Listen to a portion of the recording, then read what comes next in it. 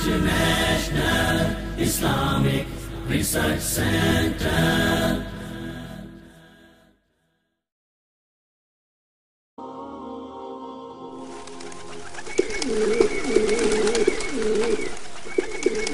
وَإِذَا سَأَلَكَ عِبَادِي عَنِّي فَإِنِّي قَرِيبٌ أُجِيبُ دَعْوَةَ الدَّاعِ إِذَا دَعَانِ.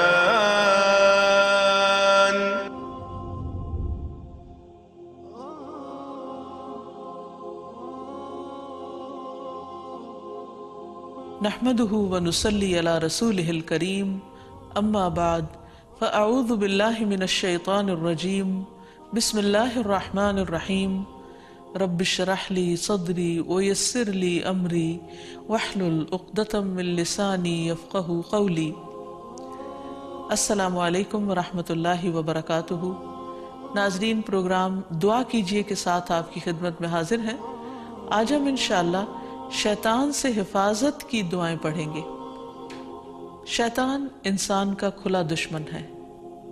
اس دشمن سے بچنے کے لیے اللہ سبحانہ وتعالیٰ کی پناہ لینا ضروری ہے، اور اس کے لیے اللہ تعالیٰ سے دعا کرنا اور غیر اللہ سے اجتناب کرنا. اللہ سبحانہ وتعالیٰ فرماتے ہیں وَقَالَ رَبُّكُمُ ادْعُونِي أَسْتَجِبْ لَكُمْ. تمہارا رب کہتا ہے تم مجھ سے دعا مانگو، میں تمہاری دعا قبول کروں گا. جب وہ قبول کرنے والا ہے تو پھر ہمیں دعا مانگنے میں بخل نہیں کرنا چاہیے، اور ہر طرح کے شر سے بچنے کے لیے اسی کی پناہ لینی چاہیے، اور کسی بھی تکلیف اور مصیبت کے وقت کسی اور کی طرف نہیں دیکھنا چاہیے، کیونکہ قرآن مجید میں آتا ہے وَمَنْ أَضَلُّ مِمَّنْ يَدْعُو مِن دُونِ اللَّهِ مَنْ لَا يَسْتَجِيبُ لَهُ إِلَى يَوْمِ الْقِيَامَةِ وَهُمْ عَنْ دُعَائِهِمْ غَافِلُونَ. اور اس سے بڑھ کر گمراہ اور کون ہوگا جو اللہ کے سوا ایسوں کو پکارتا ہے جو قیامت تک اس کی پکار کا جواب نہ دے سکیں گے. یعنی اللہ تعالیٰ کا در چھوڑ کر غیروں کے در پہ جاتا ہے جو نہ سنتے ہیں نہ سمجھتے ہیں اور نہ ہی کچھ کر سکتے ہیں، بلکہ وہ تو ان کے پکارنے سے بھی بے خبر ہیں. ان کو تو یہ بھی نہیں پتا کہ ان سے کون کیا مانگ رہا ہے. اس لیے ہمیں اللہ تعالیٰ سے ہی دعا کرنی چاہیے، اور دعا سے پہلے اللہ سبحانہ تعالیٰ کی حمد و ثنا اور پھر نبی صلی اللہ علیہ وسلم پر درود شریف پڑھنا، کیونکہ اس کے پڑھنے سے رحمتیں نازل ہوتی ہیں. جہاں تک شیطان کی دشمنی کا تعلق ہے تو وہ اول روز سے ہے، جب سے انسان پیدا ہوا، اور جب سے اللہ سبحانہ وتعالیٰ نے فرشتوں کو حکم دیا کہ وہ انسان کے آگے جھک جائیں، آدم علیہ السلام کو سجدہ کریں، اور ابلیس کو بھی حکم ہوا لیکن اس نے انکار کر دیا.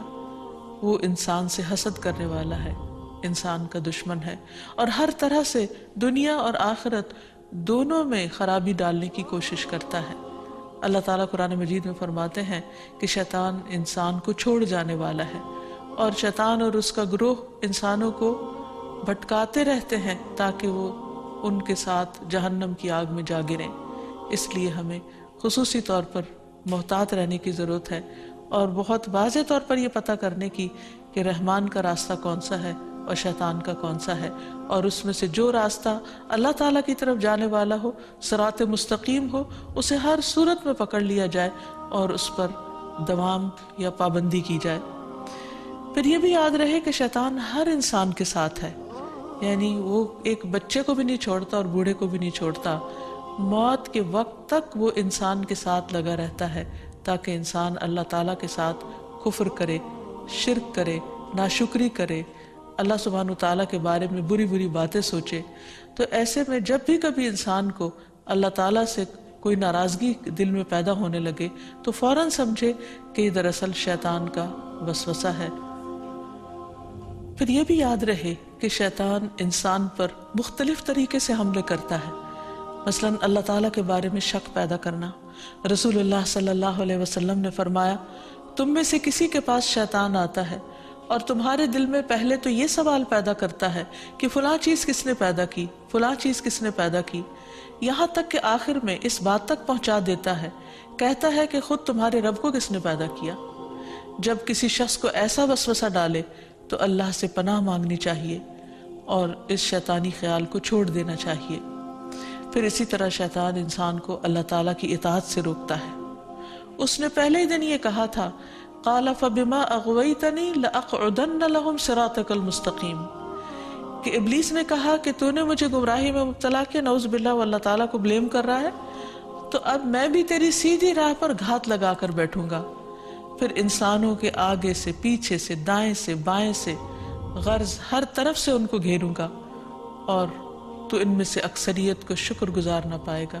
اور ایک حقیقت ہے کہ بہت کم لوگ ایسے ہیں جو خود کو ملنے والی نعمتوں پر شکر گزار ہوں اور خوش ہوں. بہت سے لوگ تو بندوں سے اور اللہ تعالیٰ سے شکوہ ہی کرتے چلے جاتے ہیں، اور جو کچھ ملا ہے اس کو نہیں دیکھتے. پھر اسی طرح شیطان کے کاموں میں سے کام یہ ہے کہ وہ لوگوں کے دلوں میں فتنے پیدا کرتا ہے، لوگوں کے درمیان جھگڑے اور فساد پیدا کرتا ہے، خصوصاً میاں بیوی کے درمیان. اس سلسلے میں حدیث میں آتا ہے کہ شیطان کے لشکر جب لوگوں میں فتنہ ڈالنے جاتے ہیں تو ان میں سے ایک آتا ہے اور کہتا ہے کہ میں نے اس طرح کیا اور اس طرح کیا. تو شیطان کہتا ہے کہ تو نے کوئی بڑا کام نہیں کیا، یعنی اگر عام لوگوں میں جھگڑے فساد کرواتا ہے تو اس کو وہ کوئی کام نہیں گردانتا. پھر ان میں سے ایک اور آتا ہے اور کہتا ہے کہ میں نے فلاں آدمی کو اس وقت تک نہیں چھوڑا جب تک اس کے اور اس کے بیوی کے درمیان جدائی نہیں ڈال دی، یعنی لڑائی نہیں کروا دی. شیطان اسے اپنے قریب کر کے کہتا ہے کہ ہاں تو نے اچھا کیا، اور پھر اسے وہ اپنے ساتھ چمٹا لیتا ہے. اور ایک اور روایت میں آتا ہے کہ پھر وہ اس کے سر پر ایک تاج رکھ دیتا ہے کہ تم نے سب سے بڑا کام کیا. کیونکہ حقیقت یہ ہے کہ اگر شوہر بیوی کے درمیان اختلافات ہوں گے، لڑائی جھگڑے ہوں گے، تو گھر کی چولہے ڈھیلی ہو جائے گی، اور جب گھر کے اندر سکون نہیں رہے گا تو پھر اس سے بہت ساری بے پناہ خرابیاں پھوٹیں گی. اس لیے شوہر بیوی کے درمیان باہم محبت کا ہونا ایک بہت بڑی نعمت ہے. شقیق کہتے ہیں کہ ایک شخص جس کا نام ابو جریر تھا، وہ ابن مسعود کے پاس آیا اور اس نے کہا میں نے ایک کنواری لڑکی سے شادی کی ہے، لیکن میں خوف زدہ ہوں کہ وہ مجھ سے نفرت کرے گی. تو ابن مسعود نے فرمایا کہ الفت اللہ کی طرف سے ہوتی ہے اور بغض شیطان کی طرف سے. شیطان چاہتا ہے کہ تمہارے لیے اس چیز کو ناپسندیدہ کر کے دکھائے جو اللہ نے تمہارے لیے حلال کی، تاکہ انسان پھر حرام کی طرف مائل ہو. اسی طرح باہم بہن بھائیوں کے درمیان، دوستوں کے درمیان عداوت اور دشمنی پیدا کرتا ہے. قرآن مجید میں اللہ تعالیٰ فرماتے انما یرید الشیطان ان یوقع بینکم العداوۃ والبغضاء فی الخمر والمیسر. شیطان تو یہ چاہتا ہے کہ شراب اور جوئے کے ذریعے تمہارے درمیان دشمنی اور بغض ڈال دے، کیونکہ عموماً شراب کی محفلیں بھی دوستوں کے درمیان ہوتی ہیں، اور جوئے بھی عموماً دوستی آپس میں کھیل رہے ہوتے ہیں، تو ان میں ایک دوسرے کے ساتھ پھر جو زیادتیاں ہوتی ہیں ناسمجھی کی وجہ سے یا شراب کے نشے کی وجہ سے، تو اس میں بعض اوقات مدتوں پرانے تعلقات ختم ہو کر رہ جاتے ہیں. تو یہ بھی شیطانی وار ہوتے ہیں. پھر شیطان کا ایک بہت بڑا ہتھیار جو ہر ایک پر چل جاتا ہے وہ ہے غصہ کرنا، کیونکہ غصہ شیطان کی طرف سے ہوتا ہے اور وہ انسانوں کو جلد مشتعل کروا دیتا ہے. پھر اسی طرح اللہ کا ذکر بھلوا دینا. قرآن مجید میں آتا ہے استحوذ علیہم الشیطان فانساہم ذکر اللہ اولئک حزب الشیطان الا ان حزب الشیطان هم الخاسرون. شیطان ان پر غالب آ گیا، سو اس نے انہیں اللہ کی یاد بھلا دی. یہ لوگ شیطان کا گروہ ہیں، سن لو یقیناً شیطان کا گروہ ہی وہ لوگ ہیں جو خسارہ اٹھانے والے ہیں. پھر اسی طرح شیطان کا ایک بہت بڑا وار نماز میں وسوسے ڈالنا ہے. اکثر لوگ نماز کے اندر بھول جاتے ہیں اور نماز کے وسوسوں کی شکایت کرتے ہیں، اور نماز میں خشوع و خضوع کو سب سے مشکل کام گردانتے ہیں. حقیقت یہ ہے کہ نماز میں خشوع و خضوع اور کنسنٹریشن انسان کو جنت الفردوس کا مستحق بناتا ہے. لیکن جب انسان کی نماز خشوع و خضوع سے خالی ہوتی ہے، یعنی اس میں کنسنٹریشن نہیں ہوتی، تو انسان کو یوں محسوس ہوتا ہے جیسے اس نے نماز پڑھی ہی نہ ہو. اور جب سب سے پہلا فریضہ ہی انسان کا ڈھیلا پڑ جاتا ہے یا صحیح طور پر ادا نہیں ہوتا، تو ایسی صورت میں انسان کے دل میں کبھی بھی پھر اطمینان اور سکون نہیں آتا. تو بہرحال رسول اللہ صلی اللہ علیہ وسلم نے فرمایا کہ جب نماز کے لیے اذان دی جاتی ہے تو شیطان ہوا خارج کرتا ہے اور بڑی تیزی کے ساتھ پیٹھ موڑ کر بھاگتا ہے تاکہ اذان کی آواز نہ سن سکے، اور جب اذان ختم ہو جاتی ہے تو پھر واپس آ جاتا ہے. لیکن جو ہی تکبیر شروع ہوتی ہے پھر پیٹھ موڑ کر بھاگ جاتا ہے. جب تکبیر بھی ختم ہو جاتی ہے تو شیطان دوبارہ آ جاتا ہے اور نمازی کے دل میں وسوسے ڈالتا ہے اور کہتا ہے فلاں بات یاد کرو، فلاں بات یاد کرو. ان باتوں کی شیطان یاد دہانی کراتا ہے جن کا اسے کبھی خیال نہ گزرا تھا. اس طرح انسان کو محو کرتا ہے ان خیالات میں، یہاں تک کہ انسان کو یہ بھی یاد نہیں رہتا کہ اسے کتنی رکعتیں پڑھی تھی، یعنی اس کو رکعتوں کی تعداد تک بھول جاتی ہے. پھر نماز کے اندر ادھر ادھر اس کو بھٹکاتا رہتا ہے، اور کبھی اس کی نگاہ ادھر ادھر اٹھ جاتی ہے، ذرا سے شور پر انسان کی توجہ نماز سے ہٹ جاتی ہے، اور بعض اوقات انسان پوری کی پوری نماز پڑھ جاتا ہے لیکن اس میں اللہ کی یاد نام کی کوئی چیز نہیں ہوتی، کیونکہ اللہ کی یاد سب سے پہلے انسان کے دل میں ہوتی، اور اگر دل میں ہی اللہ کی یاد نہیں تو زبان سے محض پڑھا ہوا یاد نہیں کہلا سکتا. پھر اسی طرح شیطان انسان سے برائی اور بے حیائی کے کام کرواتا ہے. قرآن مجید میں اللہ تعالیٰ فرماتے ہیں کہ انما یأمرکم بالسوء والفحشاء وان تقولوا علی اللہ ما لا تعلمون، کہ وہ تمہارا کھلا دشمن ہے، وہ تمہیں برائی اور بے حیائی کا حکم دے گا، نیز اس بات کا کہ تم اللہ کے ذمے ایسی باتیں لگا دو جن کا تمہیں خود علم نہیں، یعنی ایسی باتیں اللہ تعالیٰ کے بارے میں کہو جو لا علمی پر مبنی ہو. بہت سے لوگ اللہ کے بارے میں یا اللہ تعالیٰ کے احکامات کے بارے میں جھگڑتے ہیں بغیر یہ جانے کہ اللہ تعالیٰ نے کسی بات کا حکم کیوں دیا ہے. پھر اسی طرح شیطان کا ایک حربہ ہے انسان کا لباس اتروانا، کیونکہ جنت کا لباس اتروایا تھا آدم اور حوا سے شیطان نے ان کو بہکا کر، اور دنیا میں بھی وہ یہی چاہتا ہے کہ انسان بے حیائی اور فحاشی کی طرف مائل ہو. پھر اسی طرح انسان کے برے اعمال کو شیطان مزین کرتا ہے. جب انسان کو غلط کام کرتا ہے اور اس پر اس کو شرمندگی نہیں ہوتی، اس پر اس کو کوئی ریگریٹس نہیں ہوتے، تو یہ دراصل شیطان کا حربہ ہوتا ہے جو اس پر چل چکا ہوتا ہے. پھر اسی طرح انسان کو اذیت بھی پہنچاتا ہے، جیسے ایوب علیہ السلام کو جو بیماری تھی اس میں وہ کہتے ہیں کہ وَاذْكُرْ عَبْدَنَا أَيُّوبَ إِذْ نَادَى رَبَّهُ أَنِّي مَسَّنِيَ الشَّيْطَانُ بِنُصْبٍ وَعَذَابٍ. اور ہمارے بندے ایوب کا ذکر کیجئے جب انہوں نے اپنے پروردگار کو پکارا کہ شیطان نے مجھے سخت تکلیف اور عذاب میں ڈال دیا ہے. یعنی انسان جب بیمار ہوتا ہے تو اس وقت خصوصاً اس کو مایوس کرتا ہے، اللہ کی رحمت سے مایوس کرتا ہے، اور بعض اوقات اس کے دل میں ایسی ایسی باتیں ڈالتا ہے کہ جسمانی بیماری سے زیادہ انسان روحانی تکلیف میں مبتلا ہو جاتا ہے. اسی طرح بعض جسمانی بیماریاں بھی شیطان کی وجہ سے ہوتی ہیں. آپ صلی اللہ علیہ وسلم نے فرمایا طاعون تمہارے دشمن جنوں کی طرف سے ایک چوکا ہے اور وہ تمہارے لیے شہادت ہے، یعنی وہ آتا شیطان کی طرف سے ہے لیکن تمہارے حق میں فائدہ مند ہو جاتا ہے. اور شیطان کی یہ دشمنی انسان کے ساتھ، انسان کی پیدائش کے ساتھ ہی شروع ہو جاتی ہے. جیسا کہ ہم دیکھتے ہیں کہ نبی صلی اللہ علیہ وسلم نے فرمایا کہ جب بنی آدم پیدا ہوتا ہے تو پیدائش کے وقت شیطان اسے چھوتا ہے اور بچہ شیطان کے چھونے سے زور سے چیختا ہے سوائے مریم اور ان کے بیٹے عیسیٰ علیہ السلام کے. اس کی وجہ مریم علیہ السلام کی والدہ کی دعا ہے کہ انی اعیذھا بک وذریتھا من الشیطان الرجیم، کہ میں اسے اور اس کی اولاد کو شیطان رجیم سے تیری پناہ میں دیتی ہوں. اور پھر شیطان تو اپنے کام کرتا ہے لیکن انسان کو اس کے حملوں سے بچنے کی تدابیر اختیار کرنی چاہیے جو قرآن و سنت میں ہمیں بہت اچھی طرح بتا دی گئی ہیں. سب سے پہلی بات تو یہ ہے کہ اللہ سبحانہ و تعالیٰ پر بھرپور ایمان اور توکل ہونا چاہیے، کیونکہ اللہ تعالیٰ کا وعدہ ہے کہ جو لوگ ایمان لائیں گے اور اپنے رب پر توکل کریں گے شیطان ان کا کچھ بھی نہیں بگاڑ سکے گا. پھر اسی طرح اللہ تعالیٰ کے لیے اخلاص برتنا، ہر کام صرف اللہ کے لیے کرنا، اپنے آپ کو شرک سے بچانا. تو جو شخص ایسا طریقہ اختیار کرے گا شیطان کا اس پر بھی زور نہیں چلے گا. پھر ہر معاملے میں قرآن و سنت کی پیروی کرنا، پھر دن کا آغاز اور اختتام اللہ کے ذکر سے کرنا، اللہ کی یاد سے کرنا، اللہ کی فرما برداری کے کاموں سے کرنا. پھر اسی طرح کثرت سے سجدے کرنا، کیونکہ شیطان نے اللہ تعالیٰ کا حکم نہیں مانا تھا اور سجدے سے انکار کیا تھا.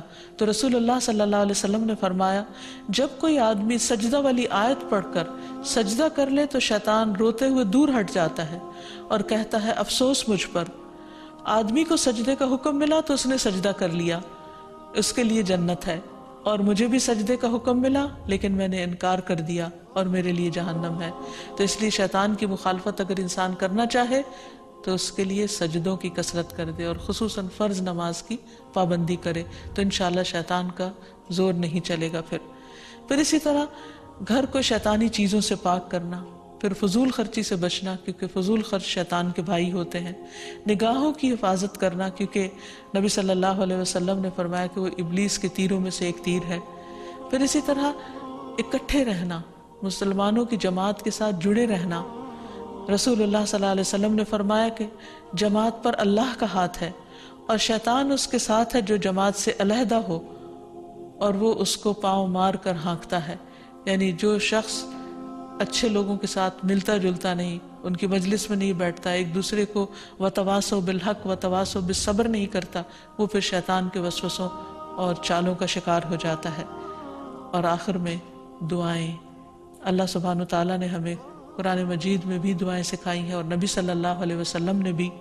اس میں سے پہلی دعا ہے رب اعوذ بک من ہمزات الشیاطین واعوذ بک رب ان یحضرون، اے میرے رب میں شیطان کی اکساہٹوں سے تیری پناہ مانگتا ہوں اور اس بات سے بھی تیری پناہ مانگتا ہوں کہ وہ میرے پاس آئیں۔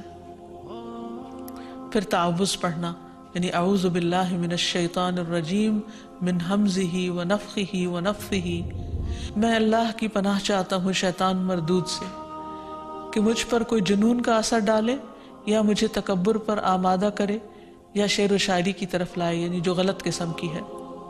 پھر قرآن مجید پڑھنے سے پہلے اعوذ باللہ من الشیطان الرجیم پڑھنا، پھر اسی طرح برا خواب دیکھنے پر تعوذ پڑھنا۔ رسول اللہ صلی اللہ علیہ وسلم نے فرمایا نیک خواب اللہ کی طرف سے اور برے خواب شیطان کی طرف سے ہوتے ہیں، بس جو ایسا خواب دیکھے جس میں کوئی ناگوار چیز ہو تو بائیں طرف تھوک دے اور شیطان سے اللہ کی پناہ مانگے، ایسا کرنے سے وہ خواب اس کو کوئی نقصان نہیں دے گا اور کسی کو یہ خواب نہ بتایا جائے۔ پھر اسی طرح صبح و شام کی دعائیں پڑھے جس میں خصوصی طور پر شیطان کے شر اور شرک سے بچنے کی دعا ہے اللہم فاطر السماوات والارض عالم الغیب والشہادہ رب کل شیء وملیکہ اشہد ان لا الہ الا انت اعوذ بک من شر نفسی وشر الشیطان وشرکہ، اے اللہ آسمانوں اور زمین کے پیدا کرنے والے، پوشیدہ اور موجود ہر چیز کے جاننے والے، ہر چیز کے پالن ہار اور اس کے مالک، میں گواہی دیتا ہوں کہ تیرے سوا کوئی معبود برحق نہیں، میں تیری ذات کے ذریعے اپنے نفس کے شر سے اور شیطان کے شر سے اور اس کے شرک سے پناہ مانگتا ہوں۔ آپ نے فرمایا جب صبح کرو اور جب شام کرو اور جب اپنے بستر پر آؤ تو اس دعا کو پڑھ لیا کرو۔ اسی طرح سب کام بسم اللہ پڑھ کر کرنا، کیونکہ انسان جب بسم اللہ پڑھتا ہے تو اللہ کا نام لیتے ہی شیطان دور بھاگ جاتا ہے۔ مثلا گھر سے نکلتے وقت بسم اللہ توکلت علی اللہ، سواری پر بیٹھتے ہوئے بسم اللہ پڑھنا۔ پھر اسی طرح آیت الکرسی پڑھنے سے شیطان سے حفاظت رہتی ہے۔ پھر صبح و شام کے اذکار میں لا الہ الا اللہ وحدہ لا شریک لہ لہ الملک و لہ الحمد وہو علی کل شیء قدیر، یہ 100 بار پڑھنا، اگر 100 بار نہیں تو کم از کم 10 بار انسان ضرور پڑھ لے۔ پھر اسی طرح لا الہ الا اللہ وحدہ لا شریک لہ لہ الملک و لہ الحمد یحیی و یمیت وہو علی کل شیء قدیر، جو شخص مغرب کے بعد 10 بار پڑھے گا اللہ تعالیٰ اس کی حفاظت کے لیے اسلحہ بردار فرشتے مقرر کر دیں گے جو اس کی صبح تک شیطان سے حفاظت کریں گے۔ تو اس لیے ہمیں بھی ان اذکار اور دعاؤں کا اہتمام کرنا چاہیے۔ اگر زبانی یاد نہ ہو تو دیکھ کر بھی پڑھے جا سکتے ہیں، لیکن حقیقت یہ ہے کہ اللہ کا ذکر ایک مضبوط قلعہ ہے جس میں انسان پناہ لیتا ہے ہر قسم کے شر سے بچنے کے لیے، خصوصاً شیطان کے شر سے۔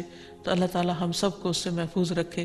وآخر دعوانا ان الحمد للہ رب العالمین۔